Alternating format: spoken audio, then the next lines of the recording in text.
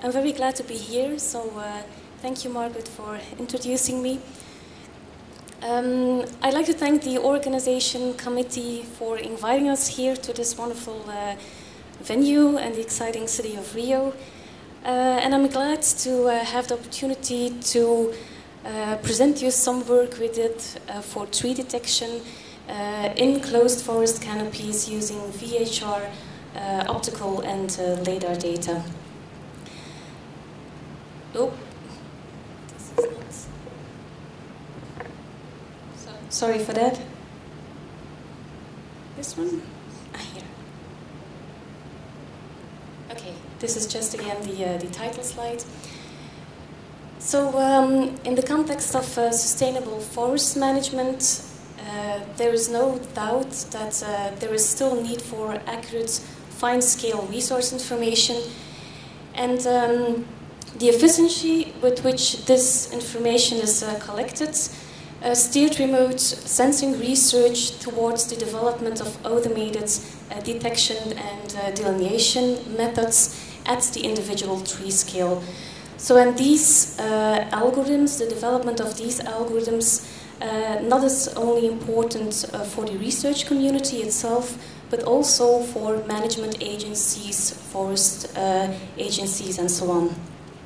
So our research into automated tree detection and tree delineation algorithms dates back to the mid-1980s. And in general, we can discriminate two distinct groups. There are groups of algorithms that are regarding tree delineation, and other groups are defining tree tops, locating tree tops. They are dealing with that one. So although those categories are often intermixed, they are really closely related to each other, and we can say that tree detection might be a goal in itself. So locating trees and locating tree tops might be a goal in itself, or it can also be seen as a necessary pre-processing step before crown delineation. Now, if we have a look at a 3D surface of an optical imagery, you can see those typical mountainous surfaces. So most methods of tree detection and tree delineation have been developed using VHR optical imagery. So if we have a look at an image, you see that the bright peaks are typically the tree tops, especially for trees with a conical shape. Then decreasing towards the crown boundaries, we see those decrease in reflectance, and then those dark pixels here.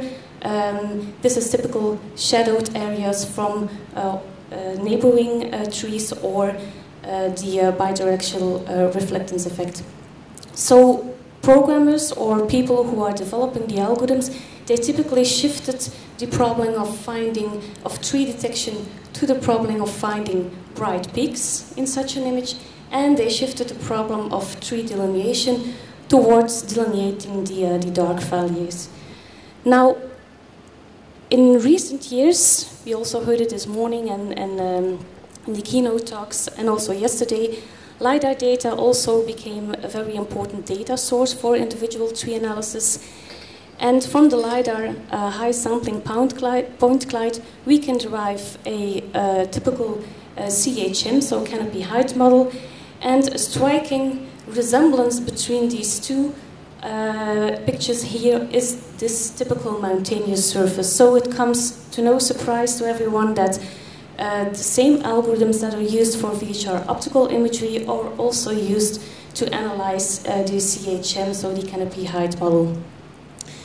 Now, in literature, let's say that regardless of all the image types that has been used and regardless of all the algorithms that has been developed, the greatest success was always booked both for tree delineation and tree detection within relatively simple forests. So if your trees are well spaced, if the trees have a certain symmetrical shape, if they are conical, or like in this example here, if they have a circular shape in this old palm plantation in Borneo, you can reach quite high accuracies, both for tree detection and tree delineation. However, the situation becomes more and more complex when you're facing with very complex trees, tree structures. So if you have closed canopies, multiple species within your forest, if trees occur in different layers, when they touch, the crowns touch each other, then you really are still facing a challenge. So it still remains a challenge to come up with algorithms that do manage in such situations here. Oh, again, what did I touch? Sorry. So, and that is exactly our challenge of our research here. So what we try to do is, within the oldest forest reserve in Flanders, that is called Kerselaarsplein, we wanted to come up with an optimized tree detection methods, and yet at the same time, we also wanted this method to work as a pre-processing step for a crown delineation method. So the concept which I'm going to present right now is not into OBIA anyhow, but it's a pre-processing step for crown delineation. And my colleague Flore Devriendt, who will come directly hereafter, she will guide you through an OBIA rule set for crown delineation, and one of the approaches that she will use will incorporate the directional local filtering I'm presenting here. So let's jump to the concept of DLF.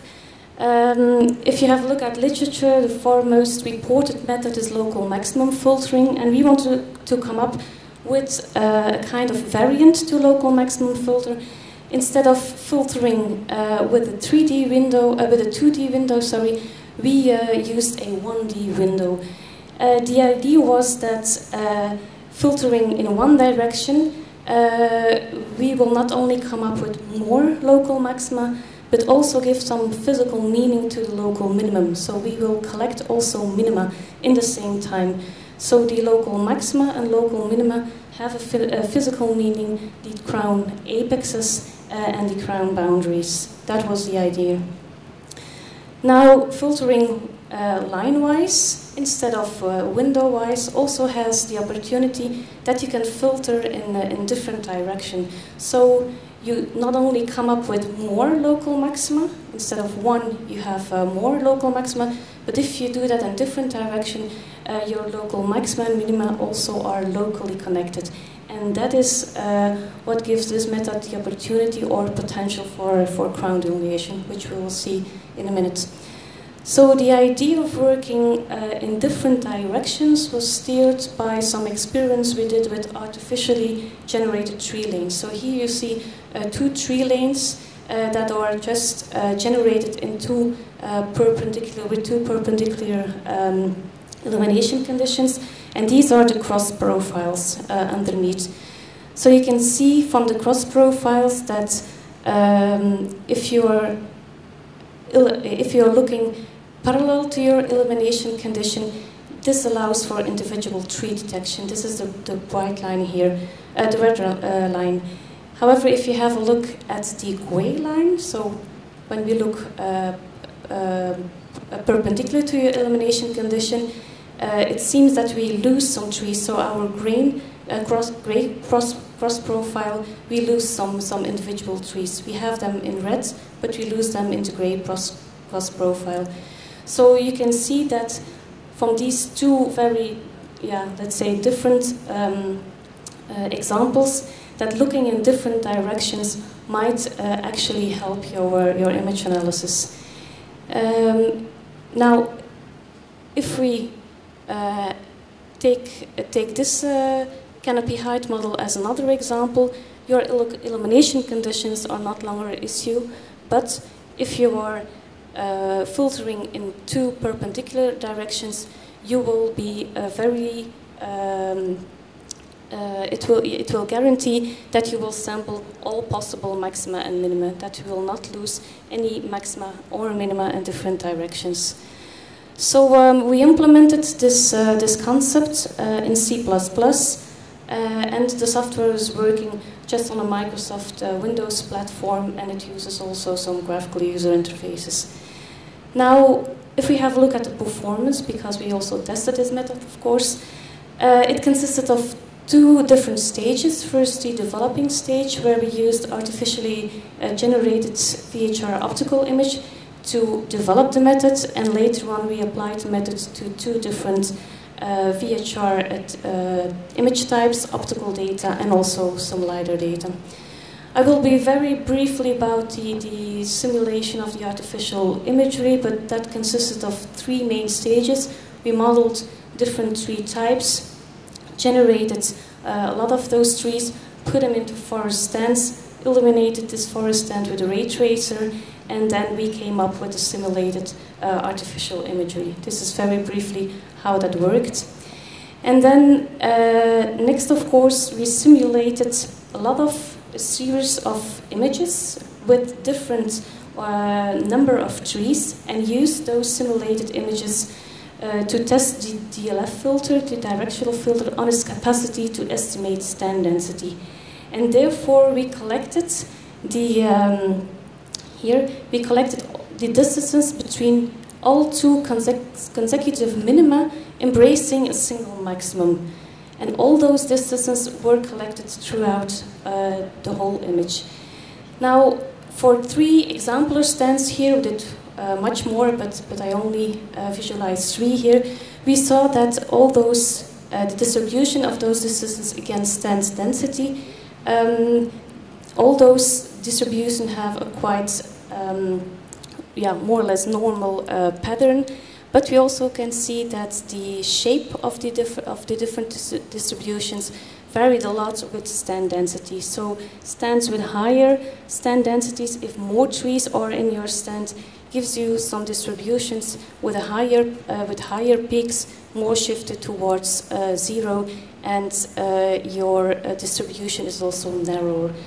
Now, we collected all those distances, and from these, as these curves have more or less a normal distribution, we wanted to describe them quantitatively by three parameters, and we used therefore the average distance, standard deviation distance, and the total number of collected distances. And if we look at the relation between these three parameters and stand density, we saw that there were strong logarithmic relations for all three parameters, but we decided that mainly based on the high R square, but also based on the fact that this is a monotonic line. So this means that the average distribution tends not to saturate with high stand densities. Those two parameters does. So we selected the mean or the average distance of all those collected distances as an explanatory variable for stand density. So this was the developing phase. We had a parameter that can be used to explain stand density, and of course we applied that to our real imagery, and therefore we used real imagery over complex forests with closed canopies in Belgium. Those are only subsets that are showed here. So we mainly used aerial photographs, degraded them to different spatial resolution in order to see or to test the performance of the DLF filter for different spatial resolutions. And we also used some Iconos panchromatic images over more or less more broadleafed forests in Belgium to test the DLF filter. Now those are very briefly the results, and what we can see is that for the aerial photographs that the DLF filter mainly outperformed the local maximum filter, which can be seen here, and especially when the two viewing directions are combined to each other, we see that the local maximum filter, that the DLF filter is outperforming the local maximum filter and that was true for all different spatial resolutions. And the same results were also found for the Iconos imagery, where we can see that the DLF filter, when using it in two different directions, is a good variant, in fact, of the local maximum filter. It outperforms the local maximum filter, so we could conclude that DLF was a variable alternative for local maximum filtering for tree detection. So DLF allowed for an individual tree identification, and we also could conclude that the tree tops and the crowned boundaries that were sampled by the local maxima and local minima, that they were very greatly sampled, and this offers the opportunity, or let's say that this means that the DLF filter also has potential for crown delineation. So if we apply this filter to a canopy height model derived from LiDAR data, you can see by filtering in two different directions that you not only collect more local maxima, but by doing it in two different directions, you also have some complementary information. This is maybe more clearly seen here when only the local minima are visualized within a tree cluster. So those are the local minima that came out using a viewing angle of 0 degrees, and perpendicular to that you can have some complementary information. So in conclusion, we could say that the distances between two all consecutive minima embracing a single maximum can be used as a criterion for crown delineation, and not only that, you can also use the location of the locally connected minima to bound your region growing process in a crown delineation process. So the DLF filter, let's say, was a variant of local maximum filter and worked quite well in closed canopies in Flanders, and it also offered potential for crown delineation. And that is exactly what my colleague Flora Devriendt will present you in the next presentation, where she will use those local minima to bound a crown delineation process. Okay, thank you very much.